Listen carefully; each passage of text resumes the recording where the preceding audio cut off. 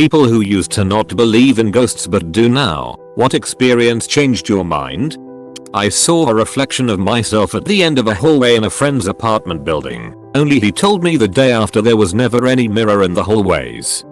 Still confuses me to this day. I have a story. So in high school, I worked kids' birthday parties. The place was basically a giant gym, and gymnastics dance classes were also held there. One day, I came in, and one of the girls I worked with, who was very spiritual and very religious, was totally freaked out.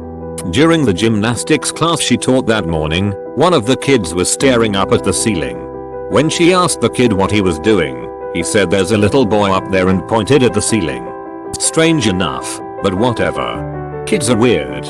Later, two girls who were working a birthday party before mine came out of the gym and were visibly shaken. A pair of 5-year-old twins went down a slide and then stared at the ceiling. They both said that there was a little boy up there, in the same spot on the ceiling that the kid from the morning gymnastics class. We all went in and inspected the ceiling. Of course, it was just a regular, grey, warehouse-y ceiling. But we were all super freaked out at that point. During my party, I was pushing a little boy on the giant swing we had in the gym. He, too, began to stare at the ceiling.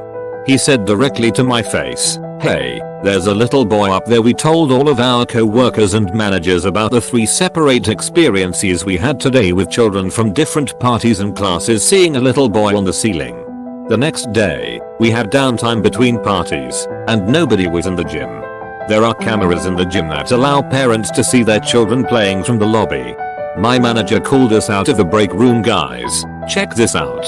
We come out and see the screen, which is streaming from the gym, showing that giant swing going back and forth. Nobody's in there. It's just the swing going. I like to think that the ghost was truly a little boy who just wanted to play, and he finally got to go on the swing. Could be worse. At least he waited his turn. Very polite ghost. I'm still not sure if I believe, but there have been some weird things in my life that I can't explain. When I was 5 years old, I woke up in the night and my grandma was standing at the end of my bed, wearing a teal blue skirt and a matching blouse. I remember that it was summer and the sky was still light but not light enough for me to read, so I guess it was about 9 p.m. I sat up, she put her finger to her lips and I rubbed my eyes a couple of times, got sleepy, and when I looked back she had gone. I just snuggled back under my covers thinking how nice it was to see her because I hadn't seen her for ages and I hoped she would still be there when I woke up. Next morning, my house was eerily quiet. My mum was in a worse mood than normal, but she had been crying, so I asked her what was wrong. My grandma died the night before. She had been crossing a road after her bingo turned out, at 8:30 p.m, about 60 miles away from where we lived. She had a massive brain hemorrhage in the middle of the road and didn't even make it to the other side, let alone to my house 60 miles away. She was wearing a teal blue skirt and matching blouse. Did you ever tell your mom? That's intense. Once when I was in university I went to go see my therapist whom I had been seeing twice a week for about 5 months. On this day he was uncharacteristically quiet and I asked him if he was alright. He said he was fine. And we continued through what would be one of our most breakthrough sessions. A lot of repressed memories came up through it that have helped me to heal. At the end of the session I asked him why he was acting differently today than other days. He said when I walked in I was accompanied by a warrior-like person. He said he had the overwhelming feeling to perform as best he professionally could that day, and that he got the sense this warrior had fought a lot of battles to protect me. This would seem coincidental, except for 10 years later I was living on the other side of the world. I had a Puerto Rican neighbor I would see occasionally and eventually got pretty close with him and his family. One day as I was walking by he kind of gets quiet and weird and then says in broken English, "Do you know there is a soldier who follows you around?" I knew instantly who he was talking about. In both instances the warrior soldier was described the same, just over 6 feet, blonde curly hair, wearing primitive warrior clothing, and strangely a white guy. Neither of these people could have known that my closest brother who passed away at 14 was over 6 feet tall with blonde curly hair, and always was my protector. Edit. Got me some silver and cake. Yowda Reddit. My wife and I swear that our daughter used to talk to ghosts when she was a toddler. She was an only child at the time. First instance I remember was her telling me that she was talking to Nana. That's what I called my grandmother, who passed about 15 years before my daughter was born. My daughter was young and so I hadn't even talked about Nana to her, so I showed her a picture and asked who she spoke to. There were 4 women, 3 of which I didn't even know, but without hesitation she pointed to my Nana. Okay, no biggie. Some months later, my wife and I are trying for baby number 2. After my wife gets pregnant, my daughter is sitting next to her on the couch and puts her head on her belly and says, "Mommy, there's a baby in there." Okay, maybe that's coincidence. She overheard us saying something. A few weeks later, my wife miscarries. Maybe my daughter picked up on our sadness, who knows, but she again puts her head on her stomach and says, "Mommy, there's no baby in there anymore." Then, several months and one more, very early, miscarriage later, my daughter tells us, "I was talking to my brother last night and he said that my sister is coming to live with me soon." Again, she's an only child and had no living brother. We were still trying at this point, but had not taken any tests. We picked one up that night, and sure enough, pregnant. When time came to reveal the gender, I wasn't even interested. My daughter had already said it was a girl. Sure enough, I have 2 daughters. I was 8 when my grandma died. I was sad. So around 2 months passed and I was going at grandma's house where my grandpa lives. So I wake up at 3 AM and hear footsteps from bedroom door. I froze. I saw my grandma walking up to me and she said hello little sweetie and walked away. It was not sleep paralysis because I could move my hands and feet.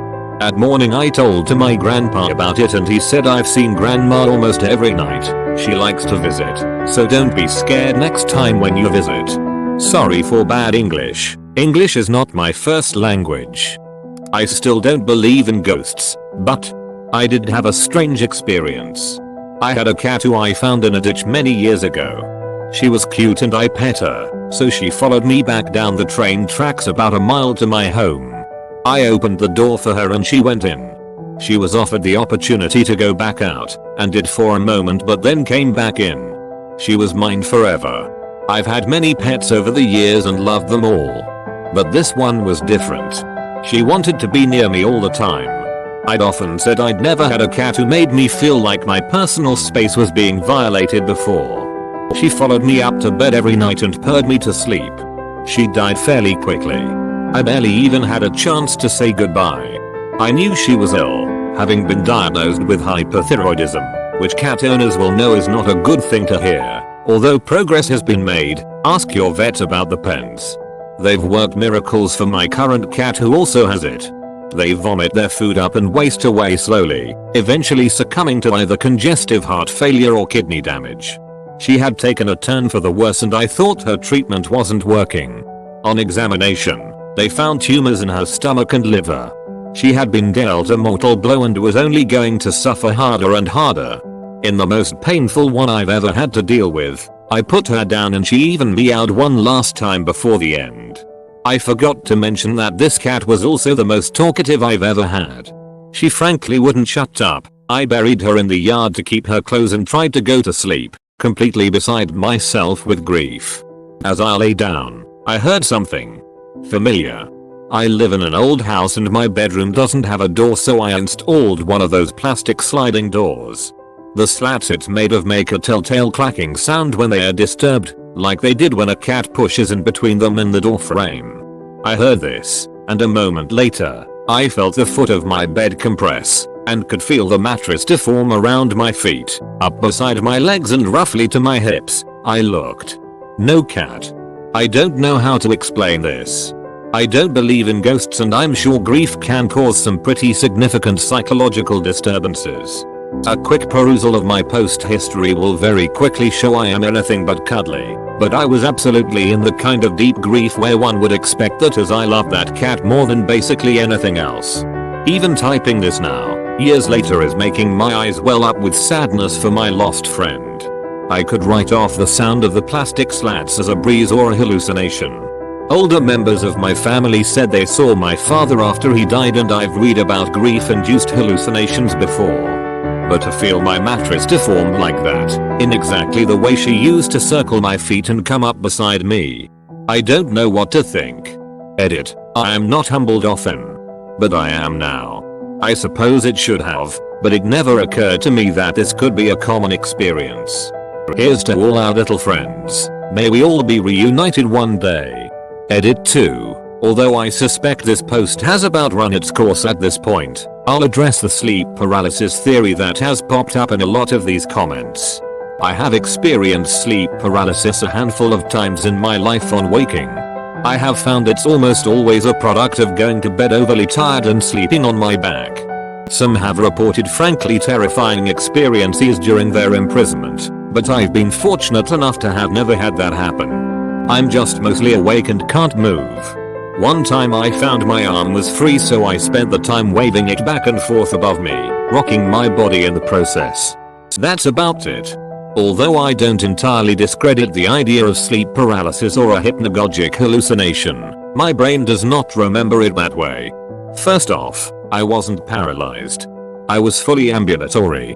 I just held still when I felt the bed oppress because I just wasn't sure what I was about to see. It turned out I would see nothing, but I did eventually lift my covers once I had composed myself to look for her. I have had hypnagogic hallucinations before when I'm overly tired. It's always like a repeating white noise sound that repeats faster and faster and gets louder under it, startles me out of the twilight state my brain drifted into.